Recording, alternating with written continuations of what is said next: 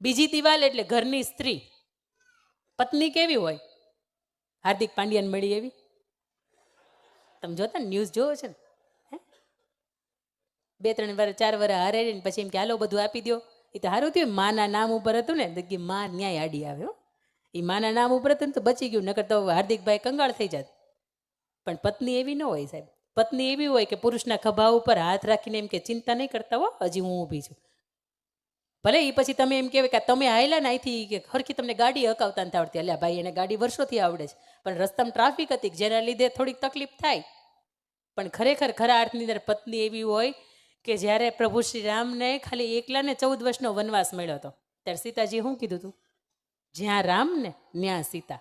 રામ જો વનની અંદર રહેતા હોય ને તો સીતાથી આ સુખની સાહેબી છે ને એ ભોગવાય નહીં. પ્રભુ તમે જ્યાં જાઓ છો ને ત્યાં હું આવું છું. ત્યારે પ્રભુ એમ કે આપણે દેવી, આપણે થોડા દિવસના કે પ્રવાસ ઉપર નથી જતા?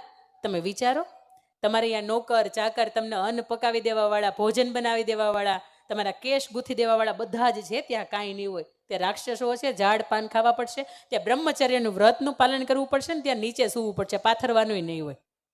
અને ત્યાં સીતાજી એવું કહે છે કે નહીં, જ્યાં તમે તો હશો ને, પ્રભુ શ્રીરામ કહે છે હા હું હશ, કે બસ તમે જ્યાં છો ને ત્યાં હું આવું છું. એના જીવનની અંદર એણે 14 વર્ષ સુધીના વનવાસ વેઠા. રાવણ લઈ ગયો, વળી પાછા ત્યાં 1 વર્ષ રહીને અશોક વાટિકામાંથી પાછા લઈ આવ્યા, વળી પાછા આવ્યા. ગામની અંદર એક ધોબી એવું કહે છે, સાંભળો છો ને, મજા આવે છે?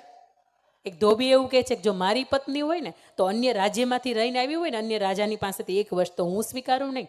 અને ત્યારે ગર્ભવતી 2 બાળકની સાથે સીતા લવ ને કુશ એના ઉદરની અંદર રમતા હતા. અને ત્યારે સીતાજીને એવું કહે છે કે અહીંયા એને અવધપુરીમાંથી એને બહાર કાઢવામાં આવે. ત્યારે લક્ષ્મણજી એને મૂકવા જાય છે.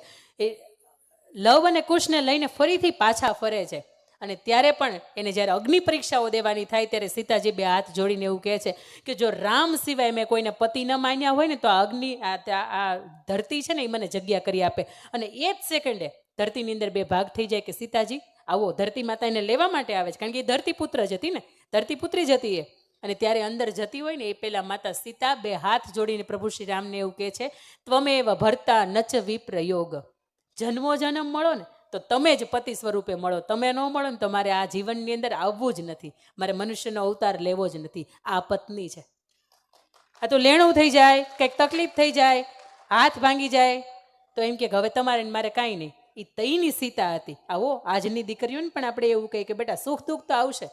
કયા એવા ભગવાન છે કે જેના જીવન ચરિત્ર તમે ખોલો, એનો ગ્રંથ વાંચો, એનું જીવન વાંચો તો એના જીવનની અંદર એક સતી તોરલમાં શું ખામી હતી? છતાંય જેસલ જાડેજાને લખ્યું હતું એના જીવનની અંદર કે એનો જીવનનો ઉદ્ધાર